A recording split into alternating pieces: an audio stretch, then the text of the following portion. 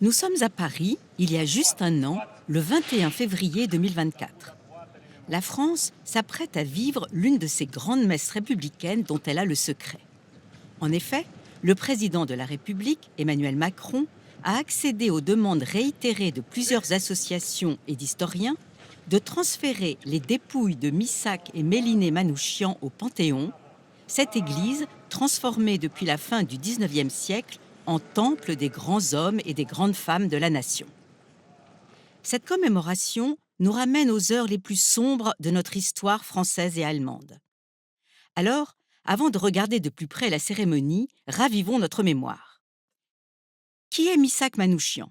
C'est un Arménien, né en 1906. Il a 9 ans quand son père est tué par les Turcs durant le génocide des Arméniens. Sa mère meurt des fatigues et des privations qui en résultent. Recueilli avec son frère par des Kurdes dans un premier temps, puis par les organisations internationales, c'est au Liban qu'il est scolarisé.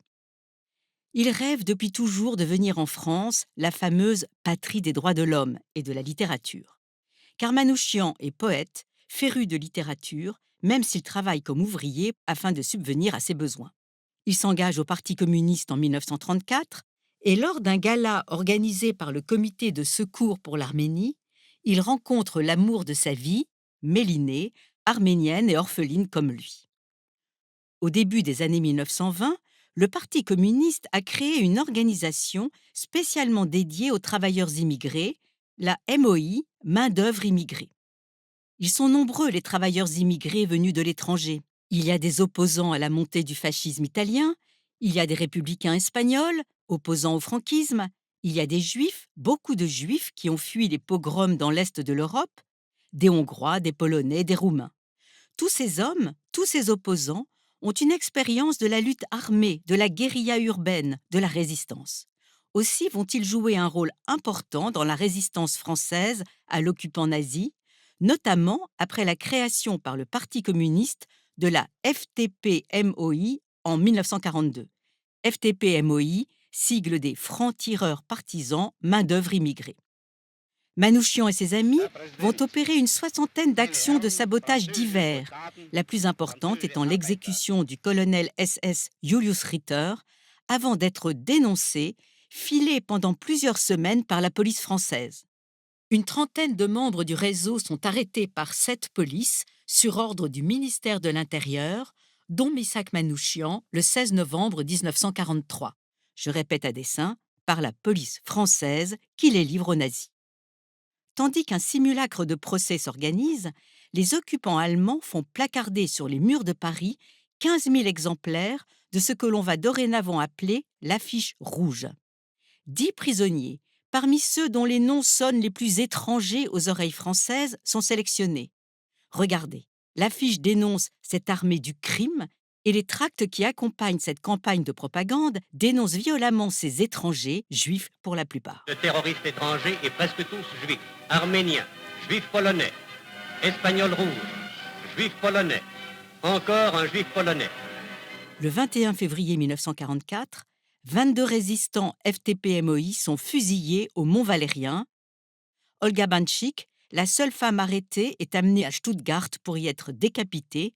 Quant à Mélinée, qui a elle aussi participé activement à la résistance, elle a réussi à prendre la fuite avant l'arrestation.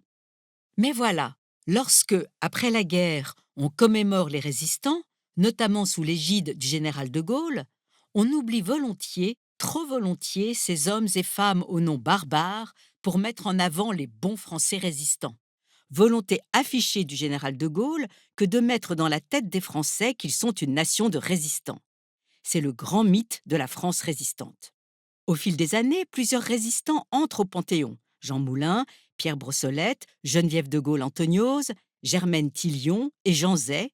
Et enfin, en ce 21 février 2024, soit jour pour jour 80 ans après son exécution, Missak entre au Panthéon avec Mélinée, au nom de tous les FTP-MOI exécutés, dont les noms seront gravés sur une plaque à l'entrée du caveau.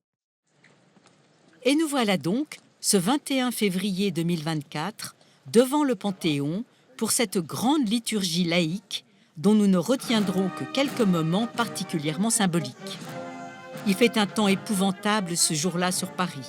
Pluie froide et rafales de vent quand Emmanuel Macron passe en revue certaines unités de l'armée qui ont joué un rôle dans la résistance, avant d'accueillir les derniers combattants de la Seconde Guerre mondiale encore en vie. Emmanuel Macron, au bras de son épouse Brigitte, remonte l'allée centrale du Panthéon. Étrange image. Toute l'assemblée est debout, comme pour saluer l'arrivée du clergé ou de futurs époux à l'église. Musique arménienne.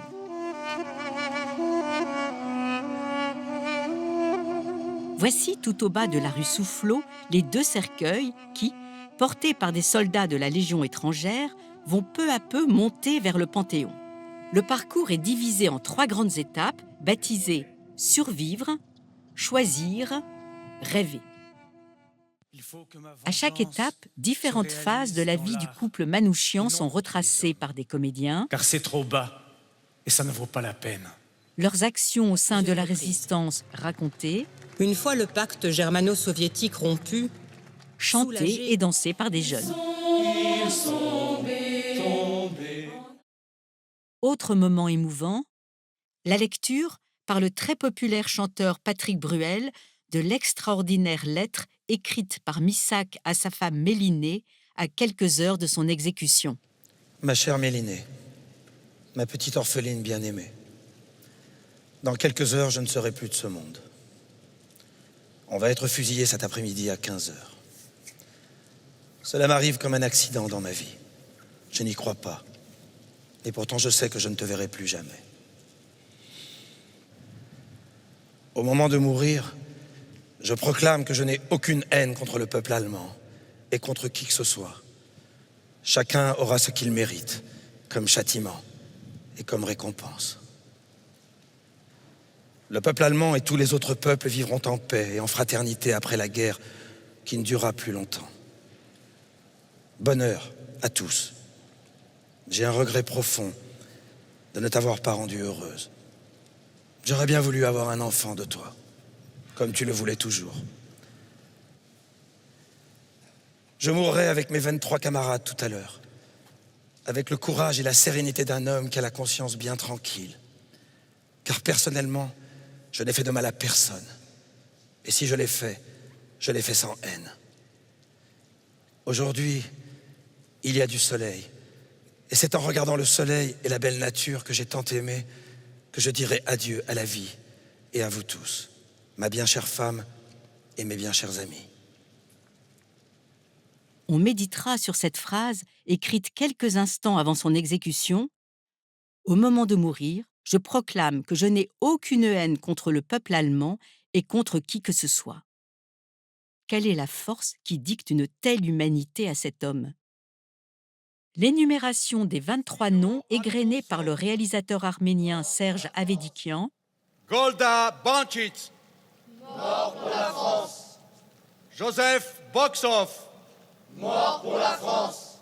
Georges Cloarec, mort pour la France. Ces 4 mots si lourds, mort pour la France, ces 4 mots qui reconnaissent pleinement leur rôle au sein de la résistance française.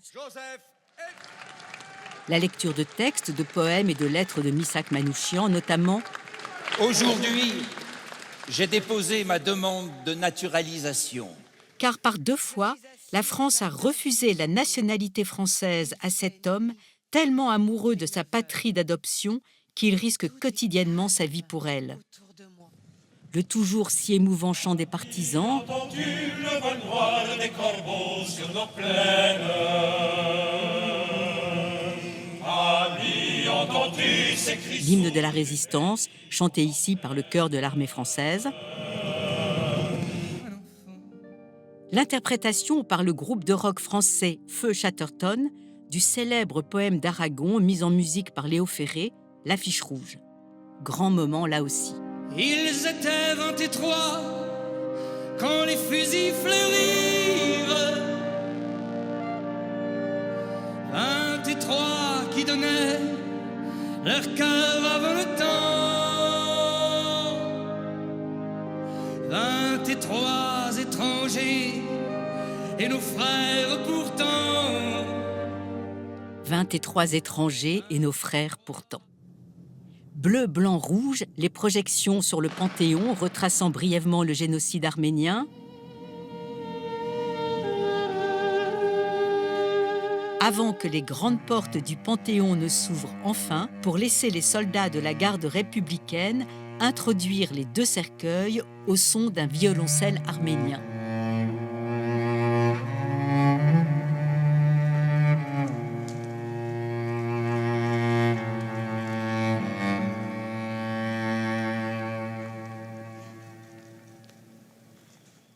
Discours du président de la République. Est-ce donc ainsi que les hommes vivent? Les dernières heures dans la clairière du Mont Valérien. Minute de silence. Et bien sûr, la Marseillaise pour clôturer la cérémonie.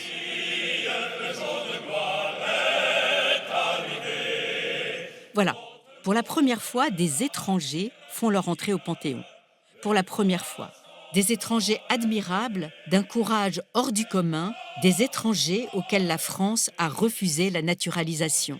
Et ces étrangers y sont invités alors qu'en cette même période, la France vient de vivre une séquence étonnante. Quelques mois auparavant, le gouvernement fait voter par le Parlement une énième loi sur l'immigration, loi qui, sous la pression de l'extrême droite, inclut des mesures si coercitives que le président Macron est obligé de saisir le Conseil constitutionnel pour en faire révoquer quelques 32 articles. L'extrême droite, justement, au centre d'une polémique sur sa présence à cette cérémonie du 21 février. Emmanuel Macron avait fait savoir qu'il jugeait inappropriée la présence de Marine Le Pen au Panthéon. Mais c'était sans compter sur la combativité de celle qui veut dédiaboliser son parti. Elle a eu gain de cause et elle était au Panthéon pour saluer la mémoire de ces étrangers héroïques auxquels la France a refusé la naturalisation. Voilà comment, en France, on parvient parfois à couvrir les paradoxes de la politique quotidienne à coups de grands actes symboliques qui fédèrent toute une nation, comme l'entrée des Manouchians au Panthéon. Voilà ce que la France sait faire, ce qu'elle sait mettre en scène.